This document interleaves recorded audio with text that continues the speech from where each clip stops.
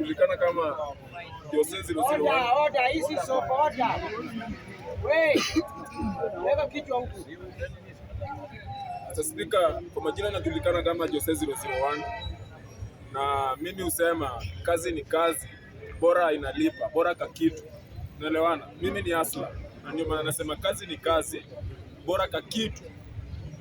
Nikiingia kwa mada ya kwanza, tunaangalia kuna Wakenya, tumeambiwa kuna Wakenya ambao wanafukuzwa. Order msemaji wa Waluhya bwana huko nyuma. Kuna Wakenya wanafukuzwa huko South Africa. No, South Africa na Kenya, ukicompare Kenya na South Africa, South Africa is a foreign country, Kenya is our country. Na ikifika point yenye mtu anatoka Kenya anaenda South Africa, lazima kuna reason, kuna purpose, kuna sababu imemtoa Kenya inampeleka South Africa.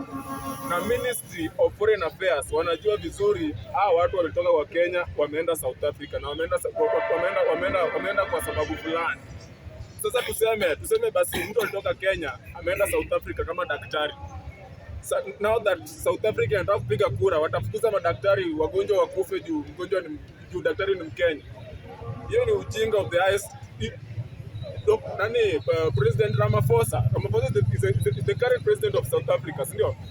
My friend Ramaphosa, you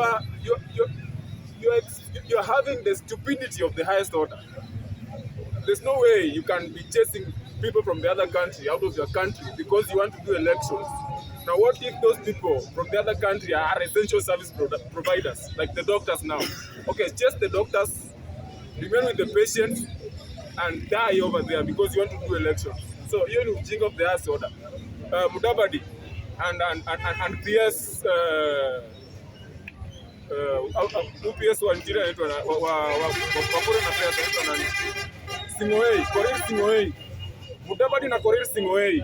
You should ensure that Kenyans kwenye wako South Africa wako safe and very sound. Nikiingia kwa mada ya pili ya linda wananchi na Olkalau. Unajua maisha sahi majority, most of the people are oppressed, and once the oppressed is and now that we are oppressed, we are depressed. No, unaelewa? The oppressed is depressed countrywide over the 47 counties. Kila mtu anasononeka, kila mtu ananungunika, kila mtu ana furaha. Kwa nini? Kwa sababu hakuna kazi, hakuna chakula, hakuna any other thing. So kwa wale wananchi wa Olkalau, ikiwa hiyo tingatinga ya linda mwananchi inakuja huko and there's no value they are adding to your lives. Hakuna kazi, hakuna connection ya kazi wanawaletea huko Olkalau.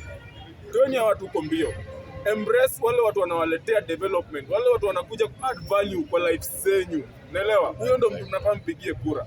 Kwa hivyo ningependa tu kuwaomba wale wakazi wa Olkalau, mkienda pale kwa ballot, make sure unapigia mtu kura ule mtu mwenye uko sure na yeye ama unaamini ataongeza value kwa maisha yako ya baadaye.